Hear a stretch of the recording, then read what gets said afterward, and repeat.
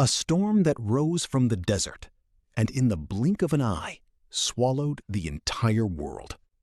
This is no legend. This is the most terrifying truth in history. The story is of the 12th century. In the cold and desolate plains of Mongolia, a child was born with a clot of blood in his hand. People said, "This child is no ordinary one." He was named Temujin. But fate was merciless.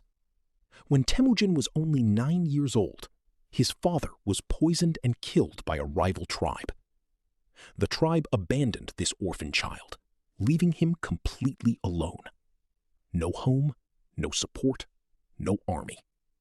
Just a mother, a few siblings, and the stubborn will to survive the cold. Temujin survived in the wilderness by eating rats. People enslaved him, bound him in chains and a wooden collar. This slave was bought and sold again and again. But he escaped, and every single time he rose back up. He united the scattered tribes. At that time, Mongolia had hundreds of tribes, every tribe the enemy of another. Fighting, raiding, killing among themselves. That was their way of life. But Temujin did something no one had ever thought of before. He built alliances based on loyalty. He looked at neither family nor tribe. Whoever was faithful was his man. Slowly, gradually, one tribe, then 2, then 10, then 100, all came under a single banner. And in 1206, at a great tribal gathering, Temujin was proclaimed. Rising from these very scattered tribes, he made himself the founder of a great empire, Genghis Khan, who came to be called the ruler of the world. Now the question is, how did a nomadic nation conquer the world? The answer is their army. The Mongol army was the fastest, the most cunning army in the world. Every soldier was born on horseback, learning to ride at the age of 3, shooting arrows by the age of 5.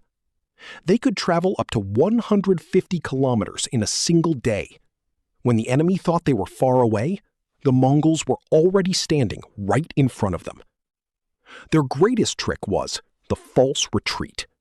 The enemy would think the Mongols were fleeing, and the moment the enemy gave chase, a storm of arrows would rain down from all sides. After uniting the tribes, Genghis Khan turned his eyes toward China and launched a campaign that forever shifted the balance of power in Asia. In 1211, Genghis Khan raised his gaze and looked toward China. China at that time was the greatest power in the world. The Great Wall of China, which had held back enemies for centuries. But the Mongols did not break through the wall. They had the gates opened from the inside. Through spies, through deception, and through force, the Mongol army made its way into China. After years of relentless warfare, northern China fell at the feet of the Mongols. Now Genghis Khan's conquests had turned toward Central Asia. In 1219, Genghis Khan headed west. The Khwarazm Empire, which stretched across what is today Iran, Uzbekistan, and Afghanistan, was at that time one of the wealthiest empires in the world. The Sultan of Khwarazm had Genghis Khan's ambassadors killed. This mistake proved to be the most costly mistake in history. Genghis Khan swore an oath, "I will wipe this empire off the face of the earth." And he did exactly that.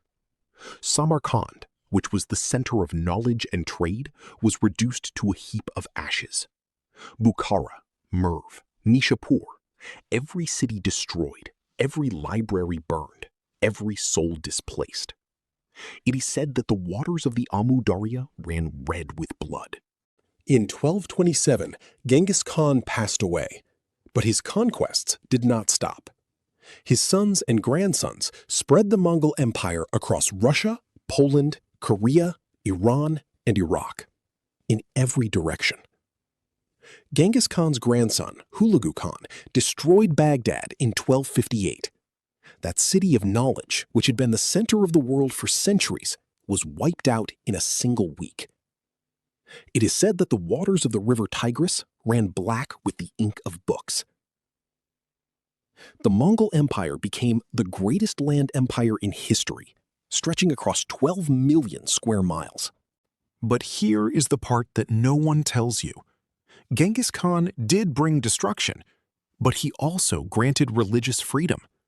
He opened trade routes, which became the foundation of what we know as the Silk Road today. He enforced law and built a postal system. An orphaned child who was abandoned by his tribe, he rose up and changed the world.